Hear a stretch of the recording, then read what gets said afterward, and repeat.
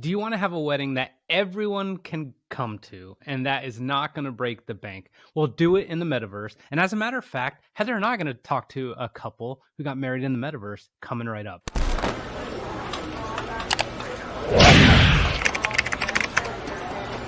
All right, everyone. So this was supposed to be an episode without the couple, but I was able to track Traci down, and I have Tracy and Dave Gagnon right here who got married in the metaverse. And I'm so glad you answered the phone, Tracy, because I'm like, this is going to be far more interesting when we have the actual people involved. So welcome to the show. We're happy to have you guys here. We're very honored. Thank y'all so much. Thank you.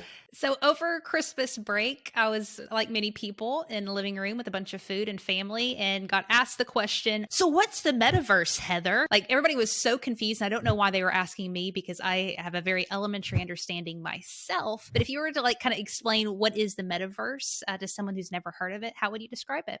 Me? Go right ahead. So the metaverse has become this overarching term of functioning in the digital world. And so, platforms from gaming platforms to work platforms all fall under this arcing term called metaverse. But for us, we got married in the metaverse in a software solution called Verbella, which is owned by our parent company, eXp World Holdings. So it's a sister company to eXp Realty, which allows us to function with over 70,000 independent agents and brokers and staff across the globe. And so we're in there almost every day. So as a platform in the metaverse and extending that into our life, getting married, broadcasting in the metaverse was kind of a fascinating thing. So when I talked to Tracy the other day and I was like, would you be on our show? And she goes, we've been in the metaverse for a while. Like this is not new. And I think I read the story. So you guys met, or at least Dave, you met her avatar, or you met each other's avatar in 2015. And then you met in real life in 2019. But 2015? Exactly. That's the question. What? Like what was happening in 2015 when I was still in the Marine Corps, just doing regular things, so to speak? We met in the metaverse in 2015. Then about 3 weeks later, we actually met in person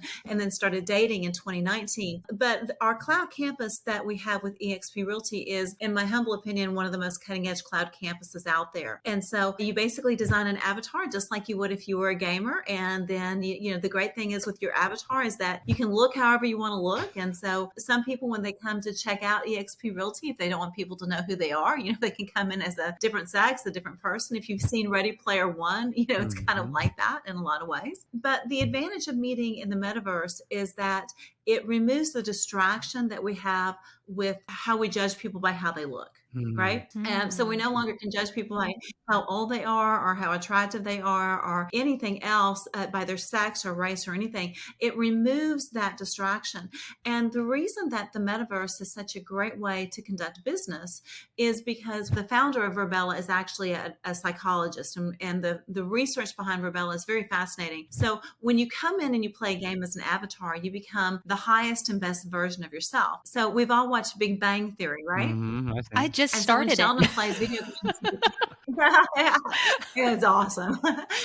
But when Sheldon plays video games, he becomes Sheldor, and his voice is lower. So that's the great thing about the metaverse is that it takes away any of the office gossip, any of the office drama, because we're all coming in to do business and we're coming in as how we see our highest and best selves. So I was considering joining eXp Realty, and Dave at the time was the head of growth and cloud leadership. So he'd been in that space really many more years than almost anybody else back when it was as cutting edge as it could possibly be. This is actually our third iteration of software from when I first looked at the company 9 years ago. It was so rudimentary that it was really terrible. And then the next one and then this one really allows for 3D immersive sound, full collaboration across the globe, right? And now we actually have different iterations of that world for the various country languages where we've expanded globally in a total of 19 countries. Wow. So it's easy to replicate it and make it unique for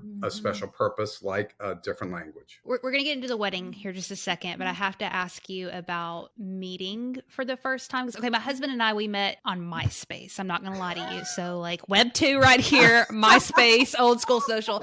But I saw his picture, I heard his voice. And then when we met for the first time, I was still a little bit surprised about some things because, you know, it's still different meeting somebody in real life versus online. But I still felt like I had known him. Did y'all feel like y'all really knew each other in the metaverse meeting? What was the transition meeting in real life? Yeah, that's a great question. I definitely felt like I knew Dave. The first moment that I met Dave in the metaverse, there was a connection there because we were able to really focus on each other's intent and heart and soul and energy as opposed to any other distractions that are out there. So yeah, the very first time I met him, I recognized him right away from his avatar.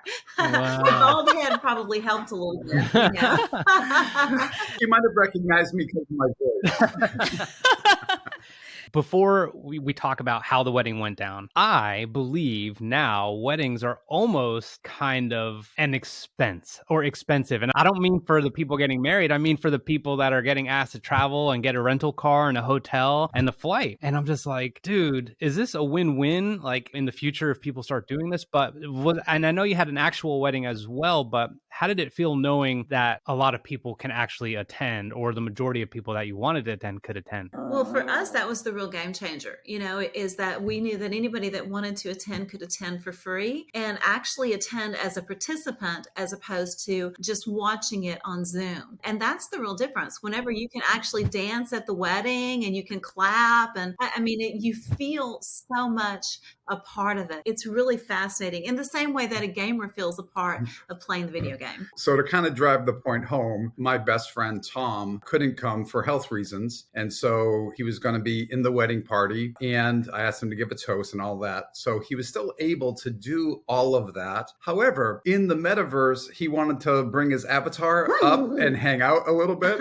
And security was like, no, sir, you can't go up there. And he's like, no, my name's Tom. And he's like, you're not on the list. So it was still security in the cloud, and it just made me laugh because it just made it more realistic, more human, right? Yes. Just like being at a wedding, right? You gotta go, hey, that's my friend, let him in. So Heather would get kicked out of your wedding because security would remove her for doing the stanky leg. Listen, tell us how the wedding worked exactly. Like you said that you got married in real life and there was a metaverse thing going on. So logistically, was it side by side real time? Like how did it work with like your avatar and then you actually being in person? Tell us everything. So all of our bridal party had an avatar that walked through the wedding chapel up to the stage at the same time that they, so like the maid of honor was walking down. So her avatar was walking down and then the bride comes down. So it worked exactly the same. We hired 2 videographers.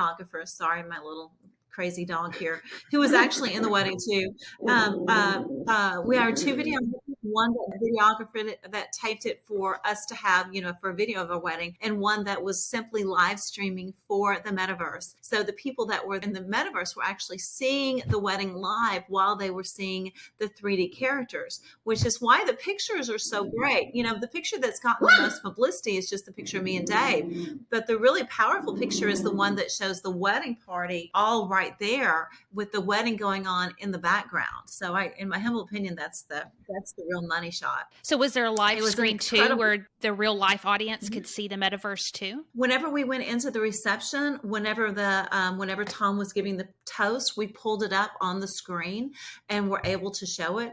The resort that we were at, their Wi-Fi was not exactly world class. We were on the ground floor. We were on the ground floor, but and we tested. We went to the resort several times before and tested everything. If we had better Wi-Fi access, then the people that were attending the actual wedding could have watched the wedding in the metaverse in entirety. So the next person that gets married to the metaverse needs to make sure that happens. Can I ask, this is going to sound, it's not ridiculous. It's just what we need to know. Of course, it's an amazing and beautiful day when you get married. But then like you got married in the metaverse. Yeah. Was one more fun than the other? Well, the metaverse has, because it's given us something very crazy and fun to talk about. So, people only want to hear about your wedding so many times, but everybody wants to hear about the metaverse. And I'll tell you, the metaverse wedding was certainly a lot easier to pull off than the real life weddings. Yeah, Dave, was it less Really? stressful? Yeah, Ian. 100%. Well, no, it was not. Less for me. He did all the work. Planning something like it in the future would make it far less stressful, but because everything was the first ever, right? We had to figure out the live streaming. We had to figure out the apps to be able to take something from a live stream source and put it into the metaverse, which is not how we typically function, right? To have that live streaming element and to worry about bandwidth and all of that. But it was all beautiful. We had nothing but consummate professionals that all rallied together to use this technology in a new and very poignant way. The staff at Virbela was wonderful to work with. They were just great. We've been able to find over 1,000 stories about the metaverse wedding in the past 3 or 4 weeks, just alone.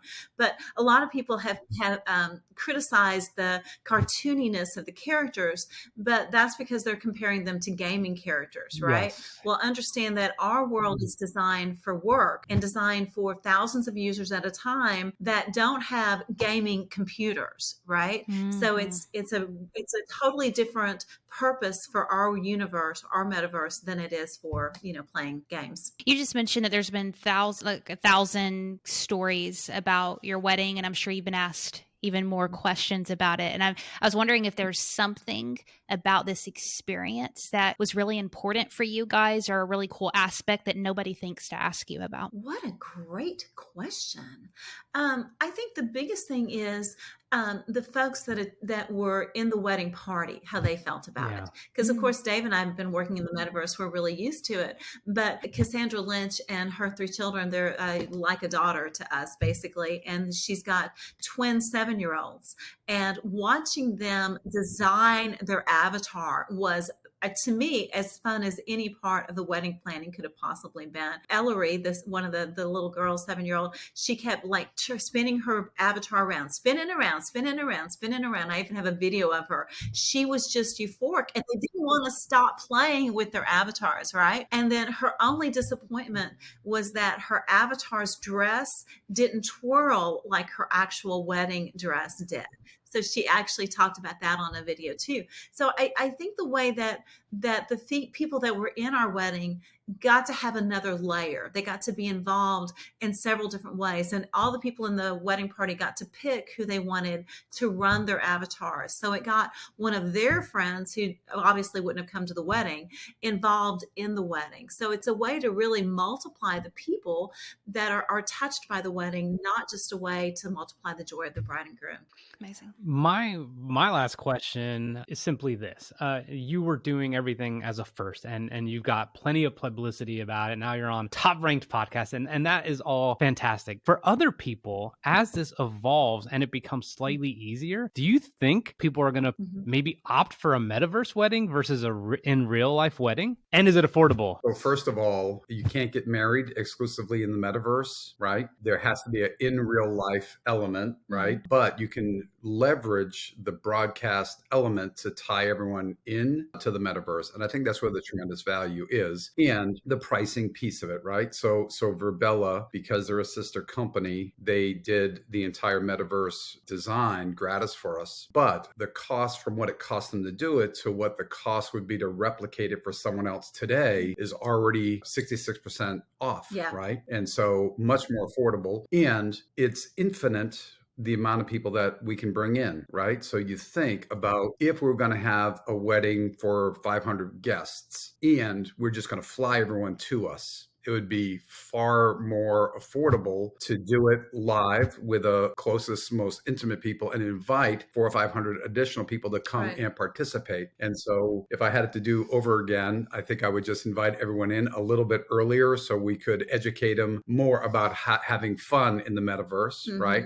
But my hallucination would be, there are some iconic wedding destinations in the world. Virbela could replicate each one of those as a unique destination, right? So maybe it's Cinderella's castle, maybe it's this beach, maybe it's these cliffs with this sunset. We've added snow and snowmen and all of that, right? Imagine, yes, I want to have a wedding in real life. Yes, I want to add on the metaverse. Yes, I want it to be on a beach with a sunrise. No, I want it to be on a cliff with a sunset, and click, click, click. And over time, I believe all of these destinations could be as easy as opt in and do it through a checkout. And then you have a concierge service. Each one of these could just be a simple add-on in the future. Every conversation I hear other people do, and it's like, well, how many people can we invite? And sometimes that's by price. Sometimes for us, it was on venue because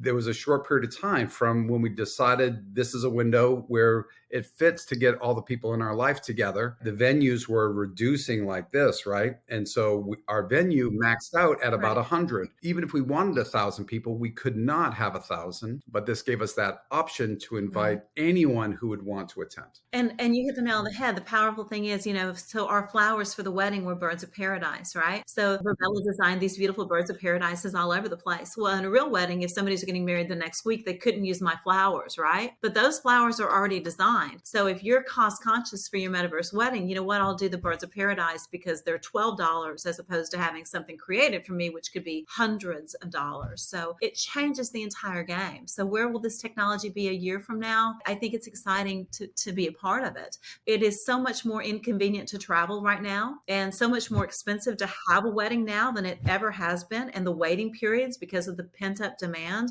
I mean, that was our situation. So it just seems like the most natural next step for folks that want to not burden their family and friends with, a $3,000 bill to come to a wedding. Wow. I love that. So cool. So basically, the early adopters, people who go get married in Sicily and then at Neuschwanstein, and all these people are really going to make it easier for companies to replicate that for everyone else. So Heather, you guys should go renew your vows in Tulum, Mexico. Yeah. And help some people out. Do you have anything else, Heather? Is there a place that you would like to direct our audience to stalk you online? Does that sound appealing? Yeah, absolutely. Yeah, you can learn more about eXp Realty and the life-changing effects that it's had on setting real estate agents free because we've gotten rid of the bricks and mortar. As a result of that, realtors make and keep more money. And you can go to explodeyourcareer.com or explorethemodel.com. And Tracy Gagnon, I'm really easy to find. So you can reach me by cell phone, 210-465-5275, or Tracy, Traci, at makefriendswealthy.com. So easy to find. And also tracygagnon.realtor on Instagram. We cannot thank you both enough. Number one, cutting it close to the holidays and deciding to come on and join us and really educating people on how you did what you did, why you did what you did, and what they could potentially expect in the future. So thank you so much for your time, and we will see you around. Happy holidays. Thank you. Blessings to you guys.